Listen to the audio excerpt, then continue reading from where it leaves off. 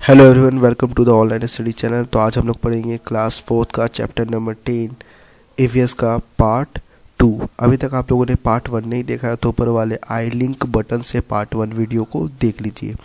तो चलिए शुरू करते हैं पार्ट 2। कर्णम मल्लेश्वरी के बारे में जानते हैं। क्या आपने कर्णम मल्लेश्वरी के बारे में अखबार यानी कि न्यूज़पेपर में पढ़ा है? कर्णम मल्लेश्वरी एक वेट लिफ्टर है। वह आंध्र प्रदेश में रहती है। उसके पिताजी एक पुलिस कांस्टेबल है। मल्लेश्वरी ने वेट लिफ्टिंग 12 वर्ष की उम्र से ही शुरू कर दिया था। अब वह 130 केजी तक वजन उठा सकती है। कर्णम मल्लेश्वरी ने 29 मेडल इंटरनेशनल इवेंट में जीते हैं, यानी कि अंतर्राष्ट्रीय प्रतियोगिता में 29 मेडल कर्णम मल्लेश्वरी ने जीते हैं। कर्णम मल्लेश्वरी की 4 बहन हैं जो वेट लिफ्टिंग की प्रैक्टिस भी करती हैं।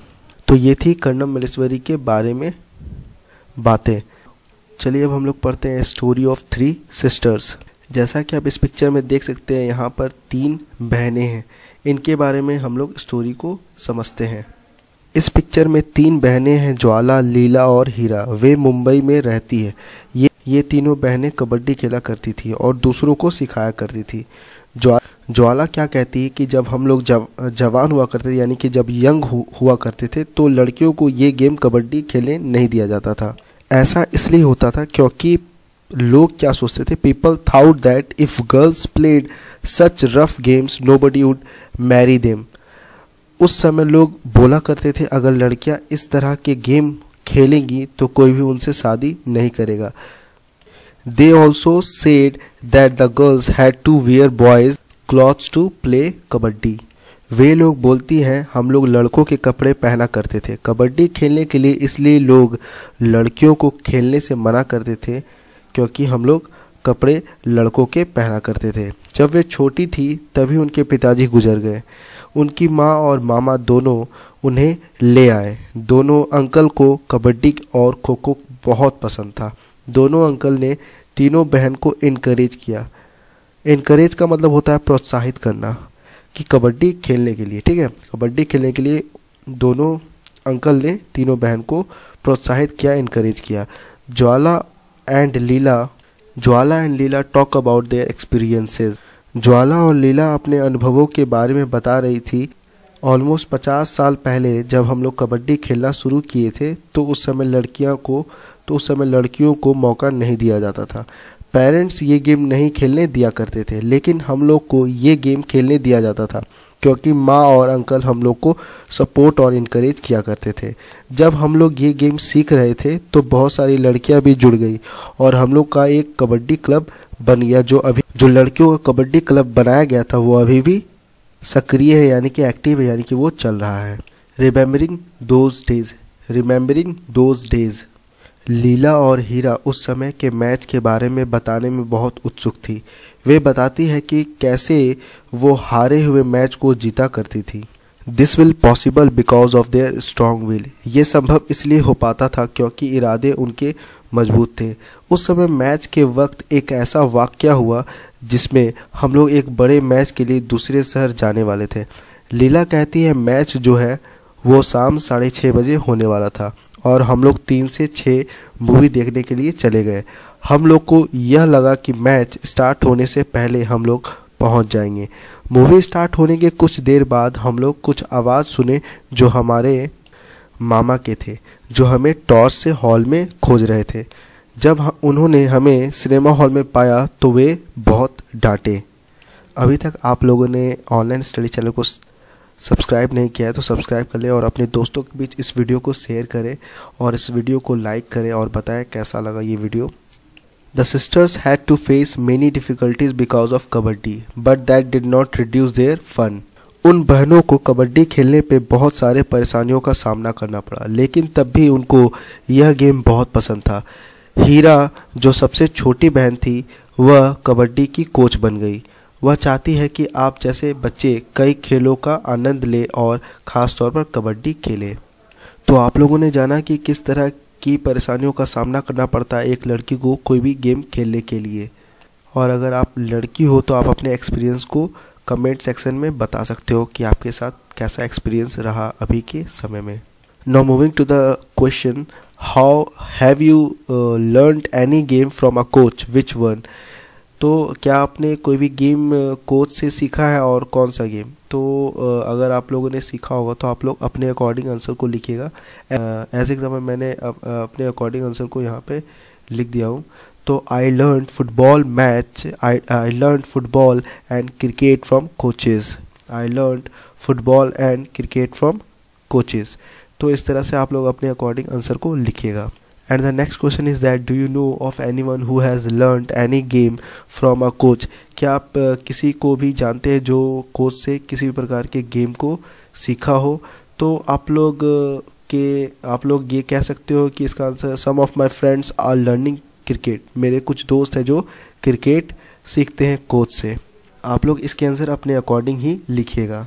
How does a coach teach? एक कोच जो है वो कैसे आपको सिखाता है?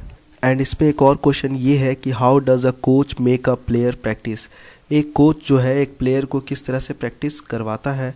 और इसी में एक और क्वेश्चन ये है how hard do you think the player have to work? और एक प्लेयर को कितनी मेहनत करनी पड़ती है एक गेम में बने रहने के लिए? तो हम लोग इसके आंसर को इस तरह लिख सकते हैं, coach teaches the tricks of game to the player. एक कोच जो है अपने प्लेयर को ये बताता है कि कैसे गेम को खेला जाए, किस तरीके से खेला जाए।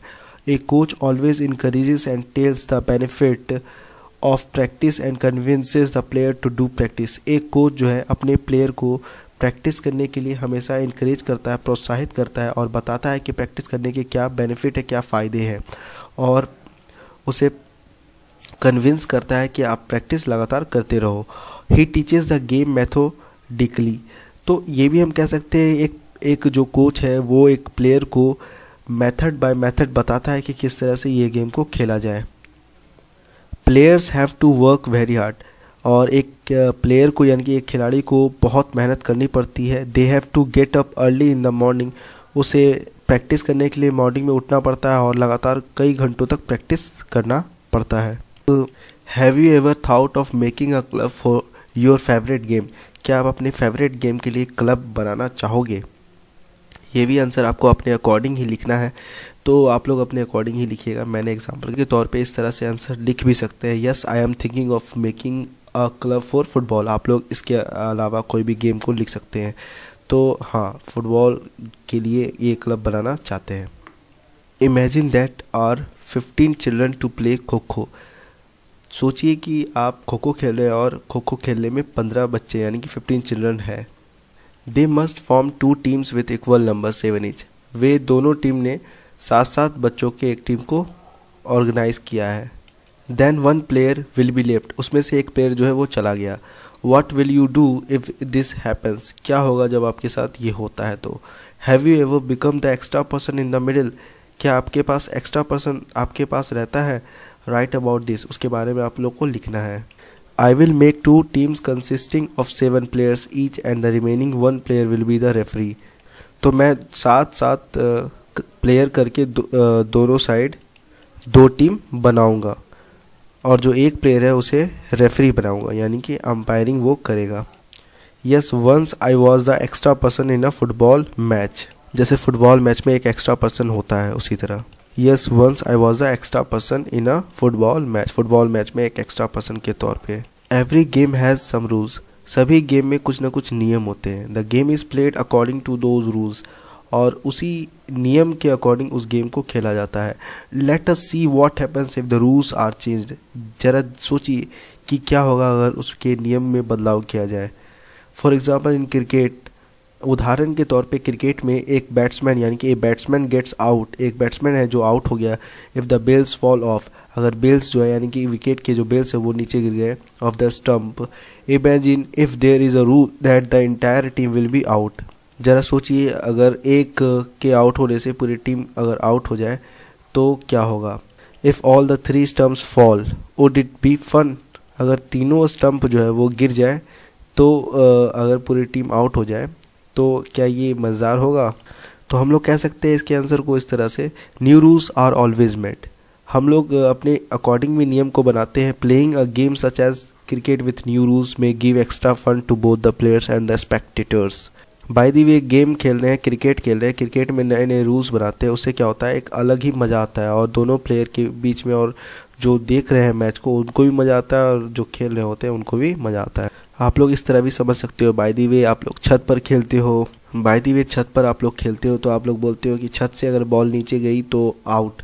तो इस तरह के नियम जो है आप लोग खुद भी क्रिकेट में बनाते हो। ऐसे बहुत सारे नियम हैं, जो दीवार से टच होकर हाथ में आ गया तो आउट। तो इस तरह के जो नियम हम लोग बनाते हैं, कम स्पेस की वजह से ये सब नियम बनाते हैं, लेकिन मज़ा भी उतना ही आता है। That's it. तो ये चैप्टर यहीं पर एंड हुआ, तो फिर मिलते हैं नेक्स्ट वीडियो नेक्स्ट चैप्टर के साथ। तब तक के लिए इस वीडियो को लाइक करें और अपने दोस्तों के बीच इस वीडियो को शेयर करें और ऑनलाइन स्टडी चैनल को सब्सक्राइब करें। Thank you so much for watching. Good bye.